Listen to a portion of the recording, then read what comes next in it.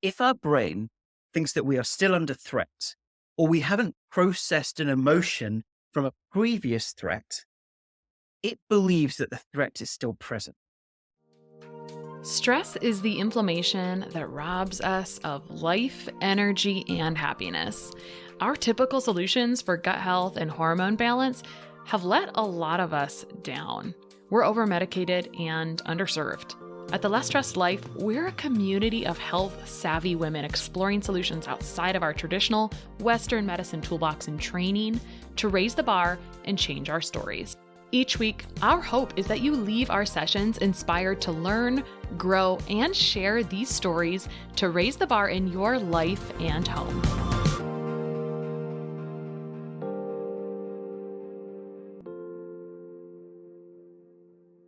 All right, today on The Less Stressed Life, I have Ashok Gupta, who is, I was telling him offline, the OG, the original gangster of kind of limbic system and brain retraining, which has become quite popular now, but I feel like I've known about his program since the beginning of time. So he is an internationally renowned speaker, filmmaker, and health practitioner who's dedicated his life to supporting people through chronic illness and achieving their potential. Before I read his bio this week, I actually didn't know about why he created this program, but so often our life mission comes out of our own suffering. And so he suffered from ME, or chronic fatigue syndrome, around 25 years ago when he was studying at Cambridge University. Through neurological research that he conducted, he managed to get himself 100% better. He then set up a clinic to help and treat others, and then published the well-known neuroplasticity limbic retraining recovery program, an app known as the Gupta Program, in 2007, which is why it feels like forever, over 15 years now. He's published several medical papers, including a randomized control trials on long COVID, chronic fatigue syndrome, and fibromyalgia, showing that the treatment is effective, and continually researching these conditions, which is always fun to get into that. So welcome to the show today, Ashok Gupta. Thank you so much, Krista. What a wonderful introduction. Thank you. Yeah. All right. So let's get into it. I know we want to get into some deep things, but limbic system is a word that gets thrown around. Brain retraining gets thrown around. So if we can just give a little bit of a 101 on the limbic system, neuroplasticity, and then we'll talk about how these physical manifestations affect that area. Sure. If we start with the limbic system part of the brain, is the more ancestral brain, what they call the mammalian brain. So that sits within the center of the brain, below the cortex. So the neocortex is more associated with human beings, but all mammals have a limbic system, which is very developed. And the limbic system, if you think about it, is a kind of protective part of the brain. So traditionally, limbic system, you think of the emotional part of the brain, protective part of the brain. But as far as the brain is concerned, those two things are the same. Emotions are protective, and the immune system and nervous system are protective. So all their main functions sit within the limbic system. So you have the amygdala, you have the hippocampus, you have the thalamus. So those are some of the brain structures which coordinate incoming signals and determine our autonomic system functioning, or some of our immune functioning. It's all coordinated through that limbic system part of the brain. Yeah. When you were struggling 25 years ago, how did you come across brain retraining? Where did this come up? I'm guessing this was not the first thing that you tried.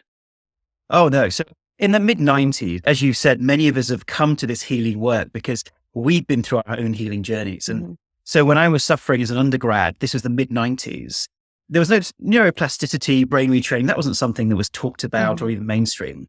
But it was the work of Professor Joseph Ledoux, which I first encountered. And it's one of those chance meetings. I was in a bookstore. I was really unwell. I was trying to figure out what to do. And this book just called out to me. It was called The Emotional Life of the Brain. I thought, The Emotional Life of the Brain. And I picked it off the shelf, and it was all this heavy neuroscience. But something intuitively just told me there's something that you need to read in this book. And I can't describe what that was. But that was the foundational start for me understanding what causes these types of conditions, and then going on to publish my medical paper on it. And I went from doctor to doctor. I tried so many different treatments. I had nutritional supplements, diet changes, antidepressants, a whole range of different things. And doctors would tell me, we don't know what you've got. We don't have any treatment for it. We don't even know what to call it. And you might have it for the rest of your life, which is almost a death sentence to a young man. And that started my quest to understand these conditions. And I studied brain neurology and thought, this has to be in the brain. And I don't know, once again, I can't describe to you why I thought that, but I thought if every single organ and cell in the body is affected, the centralized messenger, as it were, is the brain that coordinates all of this. That must be at the root cause. And now, lo and behold, recently we're finding that so many different conditions could now be potentially explained by and cured by shifts that we make in the brain. So it's a very exciting area. Yeah. I don't think in your history, when we talked about you having chronic fatigue syndrome, the onset, I don't know if you know what the onset was. And in general, I'd like to talk about things that are really commonly affecting neuroinflammation. And neuroinflammation, the bottom line for me is that if your brain is inflamed, it's affecting every other system in the body. That's what I've seen in immunology research. So can we talk about how viruses and these different kind of chronic conditions impact or talk to the limbic system or affect neuroinflammation and then create issues where the brain needs support? Sure. So it's quite a deep question. So we'll have to come at it in stages. So if we start with the question I always like to ask people right from the beginning when we think about what's going on in the brain, why are we here? Now, I'd love to have an hour-long philosophical conversation with you. Right. I'm not prepared for that question. Okay, so we'll get through the science of it. Why are we here? We're here because this brain, this nervous system, this immune system has adapted and allowed us to survive in this environment so we can pass on our genes to the next generation. Our DNA has developed through plant life, single-cell organisms, invertebrates, vertebrates, mammals, human beings. And actually, our DNA contains a lot of that lineage. So people don't realize this, but a fascinating fact, we contain 40% of the same DNA as a banana. Isn't that quite an incredible stat? So we contain that lineage and that protection mechanism, as it were, to help us survive and adapt and pass on our genes. So that's a bit of evolutionary biology that then sets us up for the scene of what causes these conditions. And so let's take the example of long COVID, because I think we all know somebody who's still suffering from long COVID or whatever. The COVID infection comes along and normally our immune system switches on, it fights off the COVID infection and the system goes back to standby mode. Yep, that's how it generally works with viruses, bacteria. And in the case of mold, we might be exposed to mold or Lyme, or we may have a pain, say in a certain part of the body that generalizes. So we have a pain threat. These are all threats on the system. Now, for most of us, as I said, it switches on and it switches off. But what happens is for some patients, and we know that about 10 to 30% of COVID patients go on to having lingering symptoms for at least a few months. The brain seems to feel that the threat has not been extinguished. So to err on the side of caution, it continues with its defensive mechanisms. And when they look at some of the brain neurology of this, and I will go through some of the studies, which I think are fascinating, they seem to identify two brain structures which are really causing this. One is the amygdala. And the amygdala is two almond-shaped structures that sit behind our eyes. And they essentially are responsible, traditionally was thought, for fight or flight responses, emotional responses. But now they're finding the immune system and nervous system responses. The threat level awareness also sits in the amygdala. And then we have the insular part of the brain that sits between the cortex and the limbic system. It doesn't sit in the limbic system. Recent research is showing that part of the brain actually coordinates some of our immune responses and stores immune responses ready for the next time.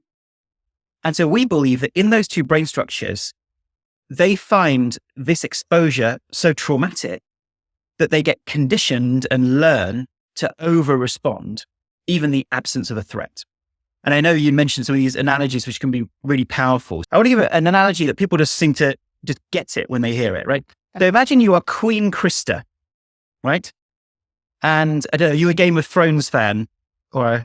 I have not watched the Game of Thrones, but I can play along. You can play along. Okay, take a fairy tale. Let's imagine we're in a fairy tale and you are Queen Krista of your kingdom. So your kingdom represents your body. Okay. And you have an army, which is your nervous system, and you have a navy, which is your immune system. And their job is to once again defend the kingdom against attack. So an invading army comes in, your immune system and nervous system kick in, the army and navy, they fight off the incoming invader and they go back to standby. All good. Now imagine there's a drought in the kingdom, which is caused by many things. So we're taking the analogy of the kingdom. It could be a drought. It could be some other negative thing going on in the kingdom. But in the body, what we're referring to is the anesthetic load. So what that means is how much cumulative stress, physical, emotional, toxic stress, is the system being exposed to that weakens it overall? So now the invaders come in over the hill, but your army and navy are weaker. The whole system is weaker. The whole kingdom's weaker. And so they valiantly fight off the invader, but they're traumatized because they manage to only just fight off the invader because they're weaker.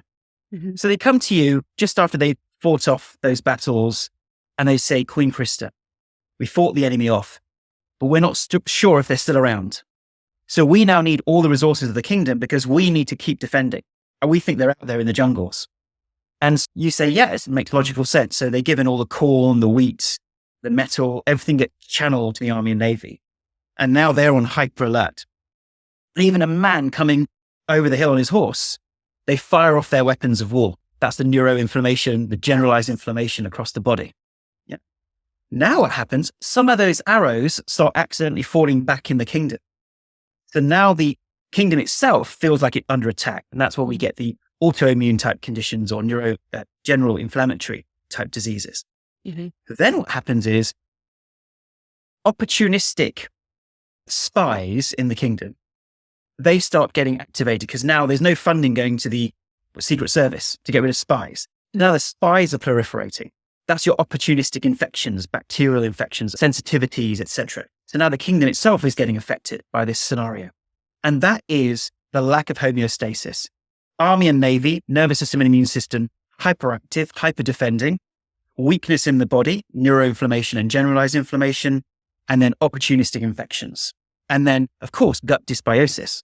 So now the kingdom itself can't even produce enough food and then feed its hungry population because it's dysregulated. The whole system is dysregulated. So you get the gut dysbiosis. And that is the way the system will continue perpetuating the illness, because the weaker and weaker the kingdom get, the more the resources get channeled to the army and navy to defend the kingdom against a long gone threat. And brain retraining is when you next have that meeting with your army generals and they say, Queen Krista, we need all the resources again. You say, my dear commanders, you've done a valiant job in defending the kingdom, but the war is over. You can stand down. And it reminds me of the beautiful story. Can you imagine what year was the last soldier taken off duty at the end of the Second World War? What year would you imagine? I have no idea, but actually probably quite a bit later, because I think about our Iraq war and I think about how there's still lots of posts. There's still, I think, I don't know. I'm not up on this, but I really don't know. Was it 10 years after the war ended? Was it 20, 30, 40? 30 years. 30 years. So what happened was this battalion of soldiers situated on an island in the Pacific, the Japanese soldiers, they didn't believe it when the enemy said the war's over. I'm sure. Can come out of hiding because they've been told this is war. Don't believe anybody. And it was only when their senior commanders came over to that island and found them and said the war is over that they actually stand down. And in a similar way, that's how we can feel about our bodies, that our bodies are not, they're not trying to do anything negative. They're there to heal us and protect us and feel and help. And all these systems are there to help us feel good. But sometimes they become dysregulated and over defended. Mm-hmm. And because of the toxic environment that we live in, we're more prone to these types of diseases. I think that analogy is lovely and it works and it makes it very tangible for us, right? When we think about soldiers and how, of course, there's a traumatic response. I do want to talk about, let's table this one. Let's add this one second. But I do want to talk about when people don't realize that's a traumatic response, because I find that's the real wall. And so let's come to that next. But when you were just talking about the Second World War, it got me thinking about recently my dad, who is a Vietnam veteran. He's never showed emotion his whole life, which means a lot. And so for the last couple of times I've been around him or been with him, he was sharing with me that he's starting to have these traumatic nightmares. And so this is a really dramatic, but a very realistic example for so many that just what came up as you were giving this fairy tale example about war and then later the Second World War. And I was thinking about how so many Americans struggle with sleep.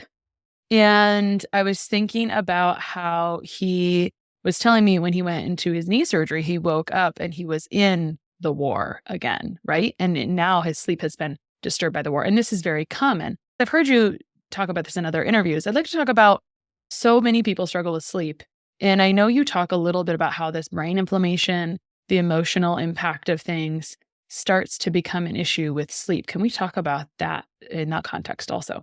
One more thing that I wanted to mention here that I think is I heard talked about, and I've heard in multiple versions, but our brain, when it's thinking about threats, it doesn't know the difference between imagination and reality, which is the benefit of if you're imagining you're in this like safe place and you can actually believe that, your brain can believe it as well. So can you talk about that a little bit? Yes, absolutely. So imagine that our brains are wired for safety, not for wellness. Safety matters more than wellness. And our brain will always err on the negative side. So if someone gives you 50 compliments and one person criticizes you, what is your brain going to remember? Yeah, It's going to remember the criticism. Yeah. Because it's wired to see the world as potentially dangerous and threats being out there. And that's what ensures survival, not celebrating the good stuff, but actually warning about the bad stuff. So the brain kind of got that bias in it. And so when it comes to sleep, if our brain thinks that we are still under threat, or we haven't processed an emotion from a previous threat, it believes that the threat is still present. This is the key thing.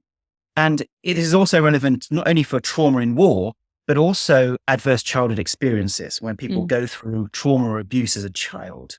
What happens is during that experience, a part of your brain finds it overwhelming to be able to actually process that emotion, to understand what's going on. It's too horrific.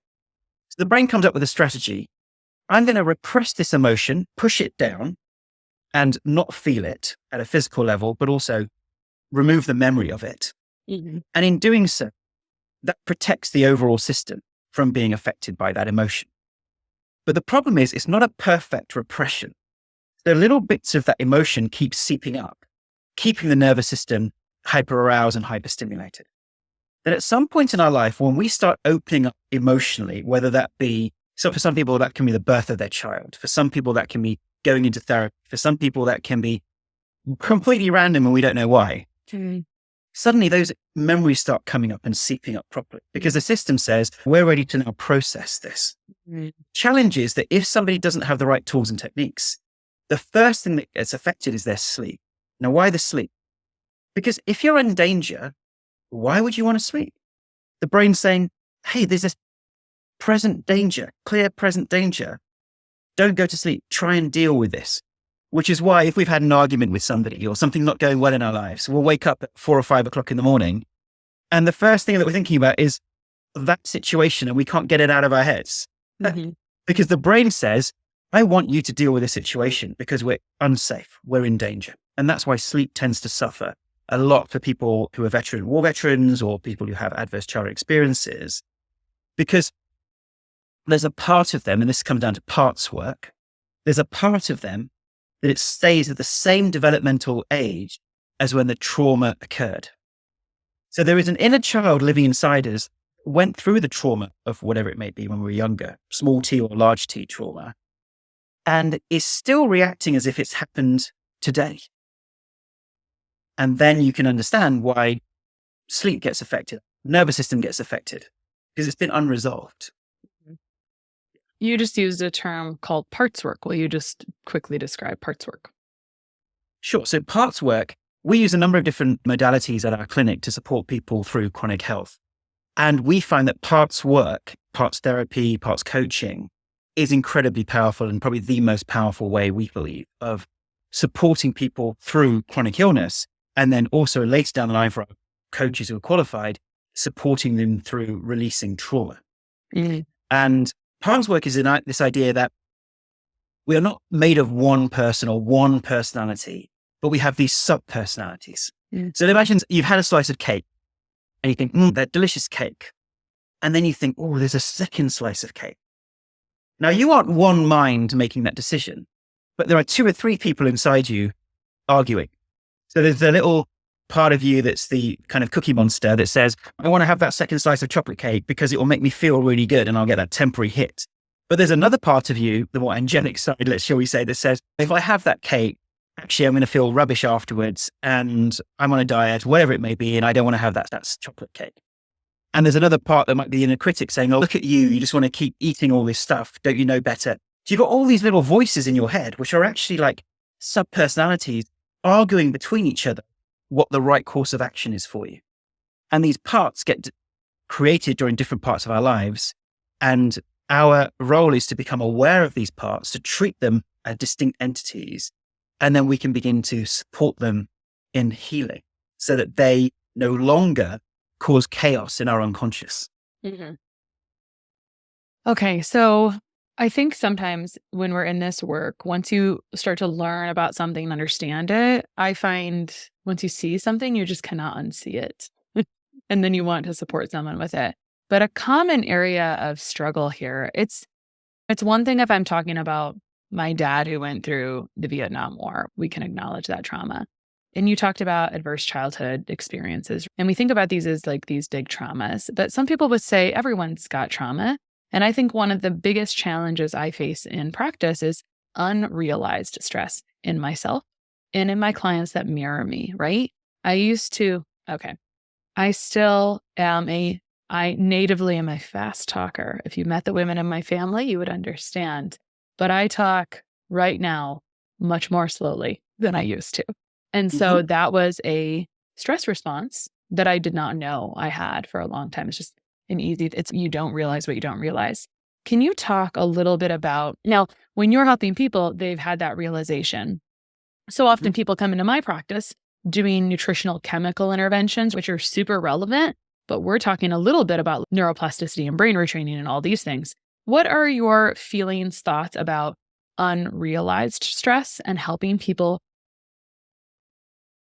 shine a light on their unrealized stress that they just don't realize is a stress response? Community healing is really important. So within the Gupta program, we have several options for that. So we have a buddy program where people are able to buddy up with somebody and have that awareness, because everyone's a mirror around us, essentially. We often can't see that within us, but when someone gives us feedback, it gives us an awareness. And then when people work with a coach, what happens is the coach is there to help you co-regulate. So the coach is there to be more centered and calm so that they can be a mirror for you to recognize. I talk fast.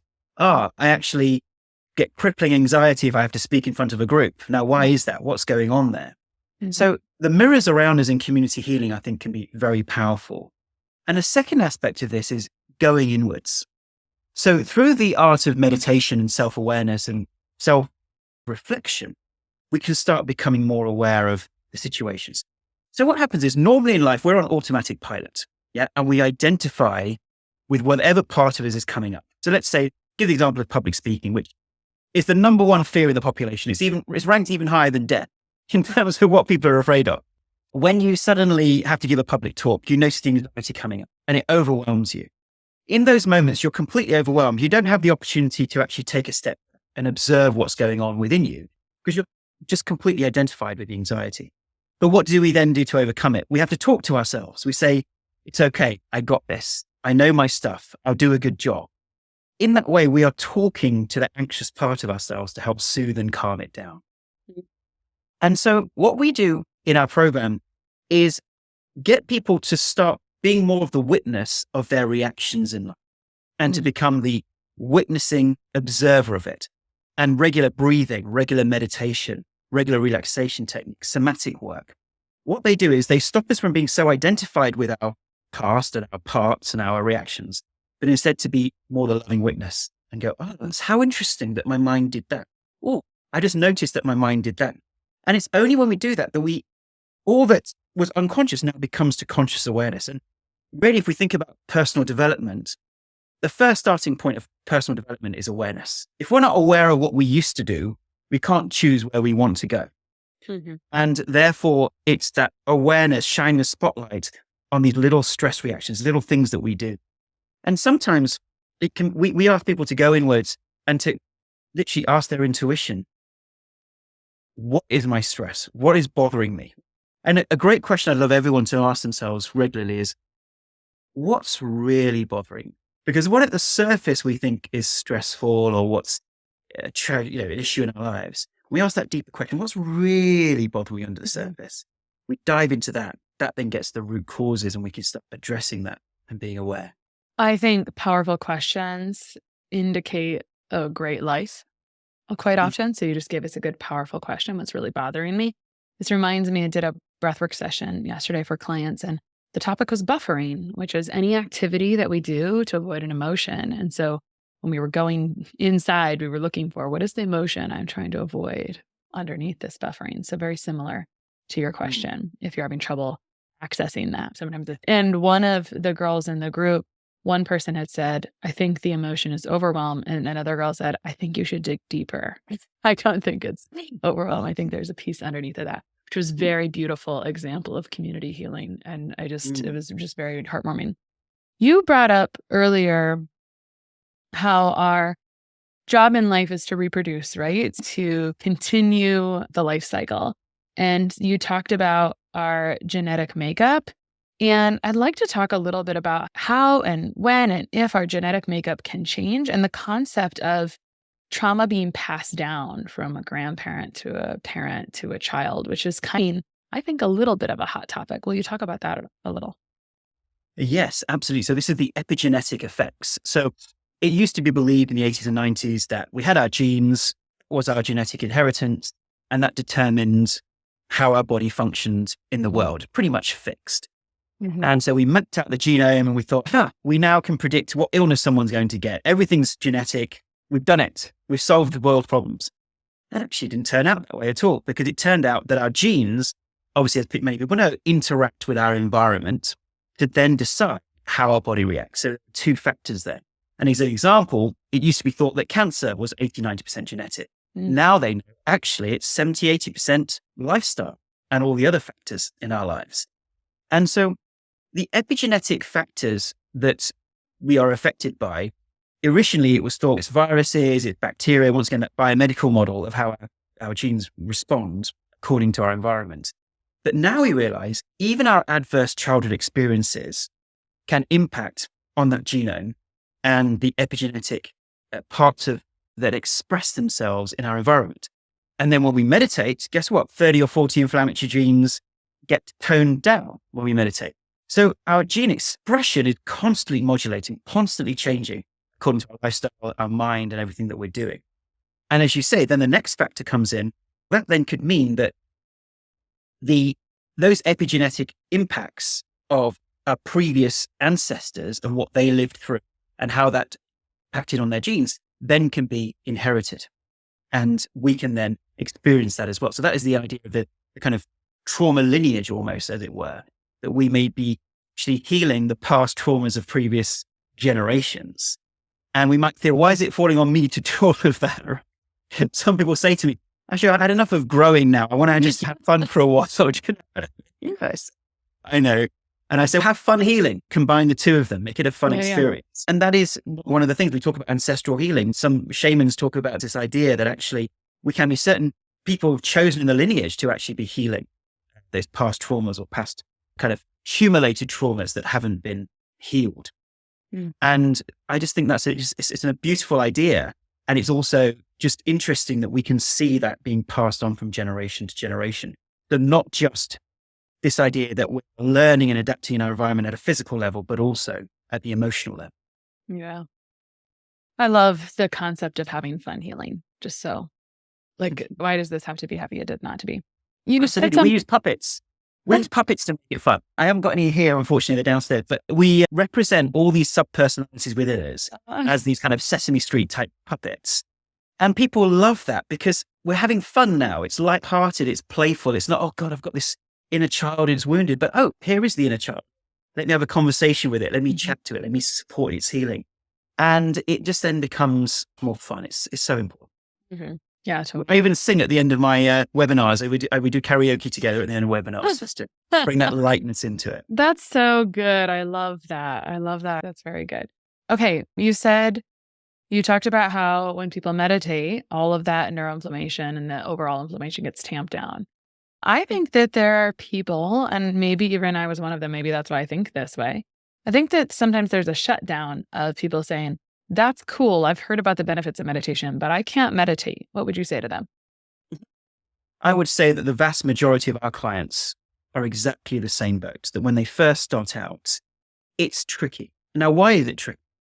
And people say, oh, I can't meditate. I say, if you sit down and you meditate and you close your eyes and you don't have any thoughts, I'd be worried. Check your pulse. Are you still alive? Or it's so usual for us to close our eyes and have a ton of thoughts coming in and then assume that we can't meditate, right? But it's actually the way meditation has unfortunately been taught is this idea that it's not, you have no thoughts or a clear mind. And actually, it's a process of meditation. Because in that moment, you are aware that you have these thoughts, whereas before you weren't even aware. They were just automatic. So you've developed a bit of an awareness and a bit of a separation between you and this constant barrage of thoughts that we are identified with. And in our program, people find the meditation too much, then we have other relaxation techniques. So we have breathing techniques, we have somatic techniques, we have visualization techniques that they can use until the mind is ready for more traditional meditation. So we give people lots of different options. Mm. And then gradually people come back to meditation and say, okay, now I'm finding it easier and easier. And then they suddenly discover the benefits. So it's about easing yourself in. So if you have a very dysregulated nervous system, meditation can feel a bit confronting. So that's why there's a whole suite of other things that people can do. Yeah. I feel like this is present in all forms of our life. And the first question is, what happens? What emotions come up when I sit still? What happens right there? Right? I think there's a lot to unpack there. When I'm thinking about brain retraining and I think about how you came upon it, I was wondering, so often a lot of really cool modalities we use these days come from ancient traditions. And I feel that maybe you care about ancient traditions and lineage. I always see your videos and even your background now of the mountains. And so maybe, I think there's probably something there also. Can you talk a little bit about whether there is evidence of brain retraining modalities in, for example, traditional Chinese medicine or other ancient wisdom? It's such a great question. I've actually reflected on that myself because we talk about healing involves the wings of a dove. So how does a dove fly? A dove has 2 wings and tail feathers. And the Western traditions have typically been talking therapies, cognitive, behavioral type therapies. Mm-hmm. And the Eastern traditions have been more traditionally meditation, breathing, calming, somatic work, yoga, those types of things.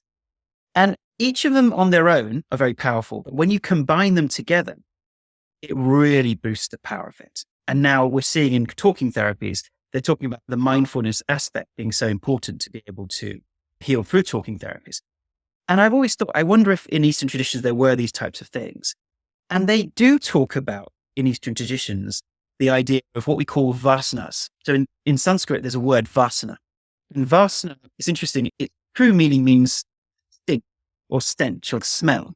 And it means that we carry around these vasanas, which are the habits of the mind. Yeah. And the analogy often given in Eastern Vedic culture is the idea when rain falls on a mountain, what happens? It creates rivers down the side of the mountain. And those rivers represent thought energy channels, which are the habits of thinking. And so whenever there's thought energy, excessive thought energy, it will always keep running down those mountains. And those will be essentially those aspects of our personality. So certainly the idea of thought channels has been in Eastern traditions.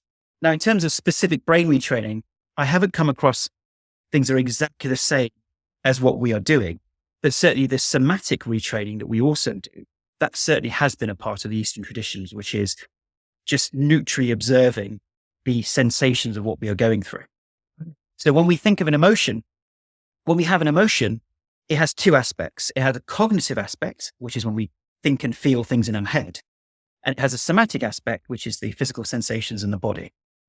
And the Eastern traditions was very much, don't worry too much about the cognitive aspect. Just notice the physical sensations of the emotion. And as you observe it neutrally, calmly, it will then dissolve and the whole emotion will then be processed and be let go of. And that is very much an Eastern tradition. But in terms of some of the core brain retraining techniques that we use, I would say that they seem to be unique. There doesn't seem to be precedent for those kinds of approaches. I think there's a lot to this, right? I really appreciated this commentary on, in the Western world, we do a lot of thinking and cognitive work. And in the Western world and in the Eastern world, there's all this body and somatic work. And there's quite a lot of stereotypes about the Western world just being much more unhealthy than the Eastern world. And I think about if when we're embracing, as you described somatic work, when we're embracing, don't think too much, feel it, let it be there, let it dissolve. In the Western world, we're chronically suppressing this, right? And it just shows up in other places, right? The whole concept of the body keeps score. And I think that this Western ideology is permeating other places as well. But I can't help but think, is this actually the foundations of everything of our health woes, right, in the Western world? Because so much, and I think this happens when you're in the healthcare world, especially now. For me, and I had a client ask recently about, I see a lot of people moving toward conversations on neuroplasticity and brain retraining, all these things. And even you've done some of this in your practice. She was speaking to me. And I said, it's because when you keep going to the root of the root, how you're processing stress and emotions is like the factor of whether you'll move forward or whether you'll stay stuck. And there isn't an option to not have it be involved. I think it has to be part of however someone wants to unpack the layers of the onion, right? Do they want to start with the nutritional chemical and then move into the energetic and emotional? For me, I'm just looking at how to make something that doesn't always feel tangible. And so next, I'm going to ask you a little bit about tactics of brain retraining. And actually, let's talk about tactics, like just tactically. If someone is like, what the hell is brain retraining? How would you describe some of the things that happen in brain retraining? And also, part 2 of the question, are you ready? How has it really changed? How has the landscape changed for you since you started in 2007? I've seen comments where maybe originally you didn't always include information about trauma and emotional and somatic work, and maybe that's new. So I'd love you to talk about tactically, how did it start for you? And then how has it grown and changed? Sure. So I'll start with the last part of the question. So Sure. I had started seeing clients in 2001. And that time, and once again, this was brand new. There was no one else looking at this type of area. And I spent many years in private practice creating these brain retraining tools. So really working at the coalface of what seemed to work with clients, what seemed to be really beneficial. And then I published, as I said, the first kind of neuroplasticity program in 2007. And that certainly, we incorporated breathing and meditation. So there was that kind of somatic work. And there was some initial somatic type of retraining that we didn't call somatic retraining at that particular time. And then we had more of a cognitive. So the cognitive treatments or the brain retraining treatments were more the core of it. And then over time, of course, as we learn more, our clients give us feedback, we get more and more feedback that actually we're having trouble processing emotions. And we can get a certain way with the tools you've given us, but we want more, we want more, we want more. And then we became, okay, let's more specifically talk about somatic retraining and give people tools and techniques to emphasize that more. Even though we had it in the program before, it was underemphasized. And people have found that a nice combination of the two. And the way that I would describe brain retraining to people is with 3 R's of the program. Probably one of the most underrated nutrients I use in practice is potassium. Low potassium can be a huge factor in energy, relapsing gut issues, thyroid function, and even regulating blood pressure. Now, your blood test for potassium will look normal most of the time. Otherwise, you'd feel faint and maybe like you're going to pass out. But your tissue levels of potassium will decline with an increase of the stress hormone cortisol. Big picture, I find it's just really hard for humans to get enough food-based potassium in their diet unless they live in a tropical place. And I'm usually recommending my clients get at least 4,000 milligrams of food-based potassium per day. That's why I really commonly recommend Jigsaw's pickleball cocktail to help my clients. It's one of the only electrolyte products on the market with a hefty dose of potassium at 800 milligrams per scoop, when most electrolyte products only have about 200 milligrams, making it really hard to reach those high doses of food-based potassium I recommend per day. Plus, it's automatically the best choice if my client is dealing with swelling, which can be related to imbalances of sodium and potassium in the tissue. I'm a potassium evangelist, and Jigsaw's pickleball cocktail is one of my most used tools of the trade. You can get a discount on any of Jigsaw's amazing products, including pickleball, at jigsawhealth.com with the code LESSSTRESSED10. That's 3 S's, less stressed 10. The first is relaxing the nervous system first, before we can retrain. And let's take the example of those rivers that we talked about.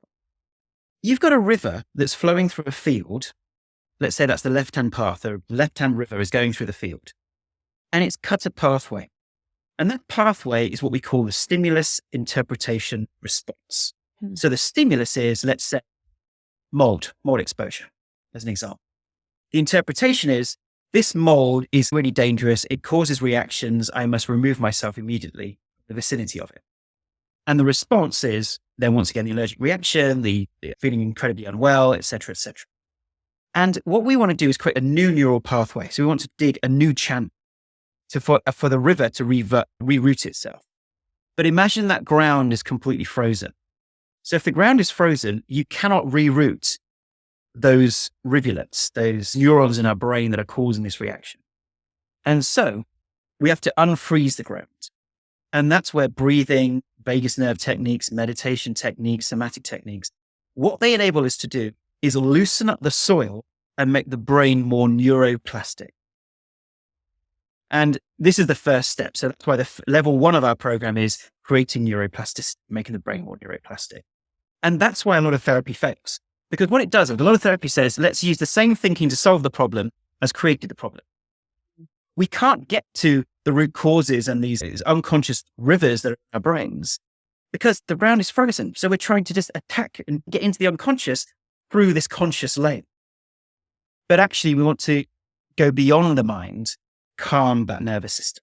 Once the nervous system is calmer, then we're more open to rerouting. And that's when the second core of our program, the second R, retraining the brain, comes in. And those are those unique neuroplasticity techniques. There's several of them that we have. So we have somatic retraining, we have the 7-step process, we have the accelerator, and people pick and choose the tools that they use at the appropriate time. The third R of the program is re-engaging with joy. And this is a part of healing that often is missed, which is that if we don't understand and go on a deeper journey about our parts and our personality and what caused us stress in the first place, then all that will happen is we'll heal from this episode, but we'll start engaging with the world in exactly the same way. And it is likely to cause further illness, further conditions. And so therefore we look at the parts, we look at retraining our parts so that we can reconnect to that inner joy. And when we do that, we then learn how to navigate life with that sense of gratitude, with that sense of peace and stillness, which then keep the nervous system calm. Otherwise, at a deeper level, we haven't taken on those deeper spiritual lessons of why this condition came in the first place. What was it trying to teach us in some shape or form? Now, of course, we don't say any illnesses are in the mind. We don't say that we deserve to have anything. Of course not. But now that it's here, what can I learn about myself? We talk about it retrospectively. So these 3 R's of the program are really the core of what then gets person to a place of healing. And healing involves many different layers. So many people can retrain from our program and get better from chronic fatigue or mold or pain within a matter of weeks or months. But it is that second part, that deep awareness of our personality and that deeper healing, being aware of our traumas and our parts and working through that. That's that next layer of healing, which is so important for longevity of health. Yeah, for sure. Cool. That was a fun way to describe it. I enjoyed it. Okay. So as we start to wrap up, I want to make sure I get through all of our questions about brain retraining. And you did a good job talking through that. I think something that pops up on my mind. So there's 2 things, and I think this is a little out of order. I want to talk a little bit about children, because we were talking about that ancestral trauma. And I think it's all great if you're just responsible for yourself. But I think so often people are really, personally, I find this with my clients. I had a conversation with a client yesterday, as that is where a lot of this stuff of how we don't want to be comes up. But anyway, when we think about brain retraining and all of this work, is there any thoughts about, I think as you learn more, you want to protect your children somewhat, which I don't think you can fully do. What would you say if someone says, what about kids? Which I know is not really your target audience, but I just feel like when we're trying to heal as a society, like the family system is very important. So what is your take on all of this applying to kids or practical strategies? If I've got this really health savvy woman who's also a mom, what kind of encouragement or application would you want to share with her? Great question. And obviously, you don't want to preface this with, I'm not a child psychologist. I don't work in this particular area, but I have learned more about child psychology by working with adults than I ever would have working with children, because you see the effects of what a childhood has on our later life. You can start tracing the roots. And I remember there was a university professor who had been a professor for 50 years, and he'd seen every generation coming up. And what he had noticed was that the resilience of each successive generation is reducing, which is a real danger to society. And what he noticed was that 20, 30 years ago, if he gave a D to someone in an essay, right, the person would think, oh gosh, I just need to work harder. All right, fine, I got a D in my essay. But now he gives low marks to someone in their essay and that they need to go and get counseling. And this is a throwaway example. I'm just giving that as a kind of comical example. But what he notices is that successive generations of resilience is going down. Now we might say, why is that happening? And certainly from my experience and things that I've read and some commentators are saying, there were the baby boomers and the baby boom generation who brought us up, to say our generation up. And they certainly were probably on the stricter side. And that then meant that there were certain generations who then thought, we want to oppose that. We wanted to do something different because we know how that impacted us and our self-esteem and our sense of security. But maybe it went too far the other way, where this idea of gentle parenting, permissive parenting, then has meant, and once again, I don't want to offend anyone, this is just my reflections, and I don't think there's any right or wrong here, that actually with our children, we want to bring them up with a healthy sense of self-esteem and self-love. And at the same time, the ability to handle adversity. And what's happening is we're confusing these two things.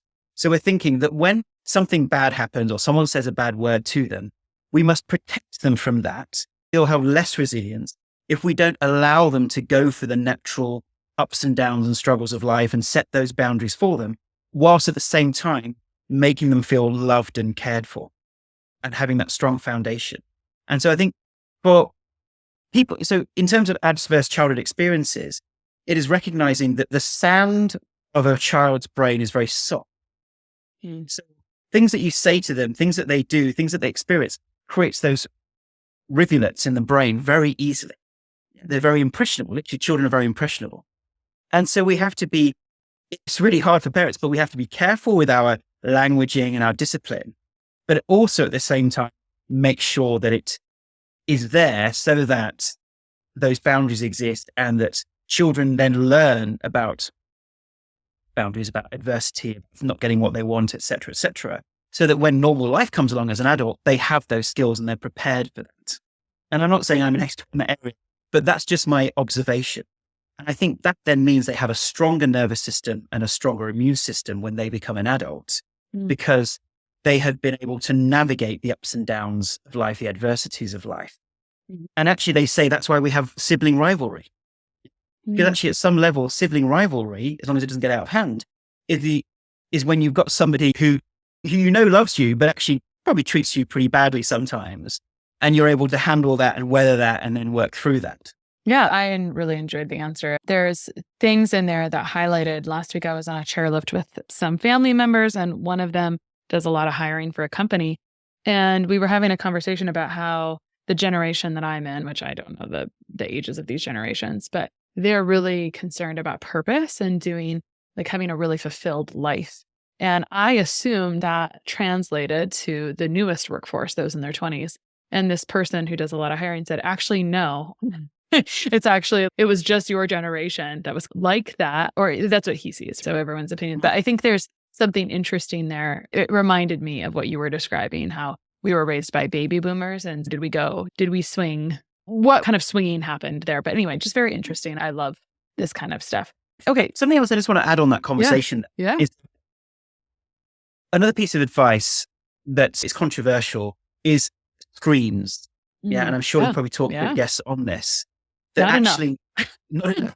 We live in a society, unfortunately, now where children are being exposed to screens at a younger age. And I've seen it personally. So my personal experience of children who don't have screens versus children that do, and their verbal skills and their interactive skills, and also some of the research as well, which is still, I wouldn't say it's definitive, but I would urge parents to err on the side of caution and introduce screens as late as possible into a child's life, because the sands of that brain is very impressionable. So those first 5-7 years of life, if they are constantly exposed to a screen, that's going to impact on their dopamine system and reward system. It's going to contribute to ADHD, in my view.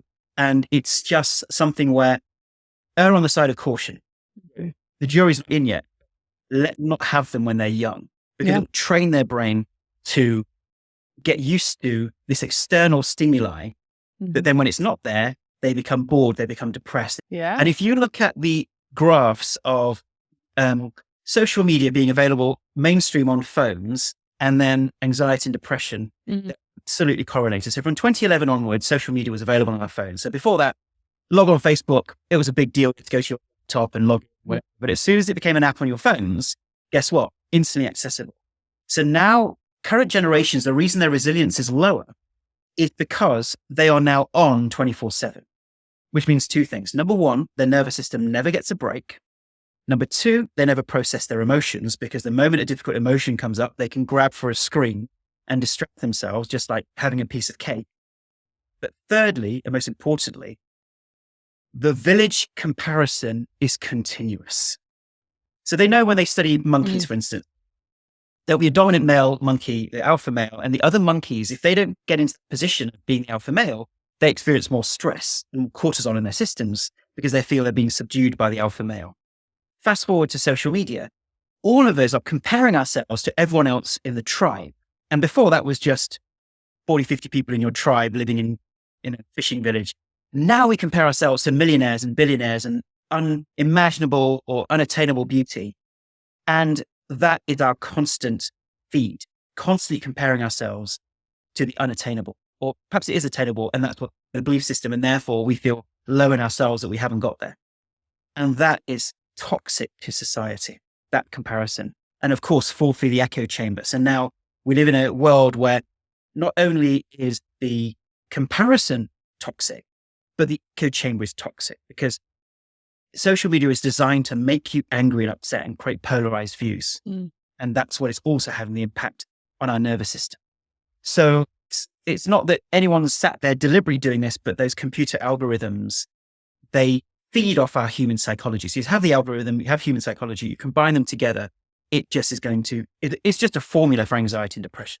I think that's a great point. I hate that we are the test dummies of this. I was just thinking that Facebook, which was I think it was the original, I guess MySpace was there before, but it's now been with us for just about 20 years. I think it was 2004 or 5. I think it was 4. It was 4 that it came out. So we should be able to tell. And I think I don't have any disagreements about your comments about children. I think about that. I reflect on that a lot. I feel fortunate that I live in the middle of nowhere, which aids in a lot of outdoor time. However, I also think that the issues that affect the children are just affecting the children. I think they affect every age, right? It's funny. My mom, she didn't know how to turn on a computer until a few years ago in 2020. She ended up with a pretty significant autoimmune condition. I ended up in the hospital for a while. We taught her how to use an iPad, and now it's the weirdest thing that she can even use this thing. And they're very addictive. I'm like, I don't even know this woman. Like she didn't even used to be able to turn on a computer. And now she's like texting me with all these emojis, which some ways good and some ways not, but it's interesting. And they say that neuroplasticity declines with age, right? Is that a true statement? Yes. Yeah. I think it does. And at the same time, we've had people in their 80s who've been able to use our program and heal and recover. So I think we can also realize that whatever age we're at, we can still learn the piano at a later age. Yeah, sure, it's a bit more tricky, but we can still do it. And I think it's actually good for the brain. So the more we learn new things and exercise that neuroplasticity, the healthier our brain actually is. Yeah. I want to add here, the first step of your program is really that relaxing. And it's, what does that look like for a person? I saw something the other day that was like, this is what it looks like when I relax my body, someone sitting in front of a TV. This is what it looks like when I relax my brain, someone just out in nature. And I think about that because I started guitar lessons a few months ago because I like these stories of people learning things that they're older. Not that I'm that old, but I wanted to learn this. And I hadn't practiced for a week. And just the 15 minutes of practice, it like shifted my nervous system, right? It was joyful. It was relaxing. It was like, oh, this is a stress reliever to like work through this thing. It was really fascinating to choose to do that as an adult. Yeah. And something I'd add to that is that we're talking about East and West traditions. In all traditions, we've always had music, singing, dancing. But often as we get older, we do less and less of that. And actually, it's so important we do that. So in tribes, the television has become the campfire of civilization, unfortunately, which is a passive receive experience. But actually in the evenings, why do we have campfires? Because we would sing, we would dance, we would tell stories.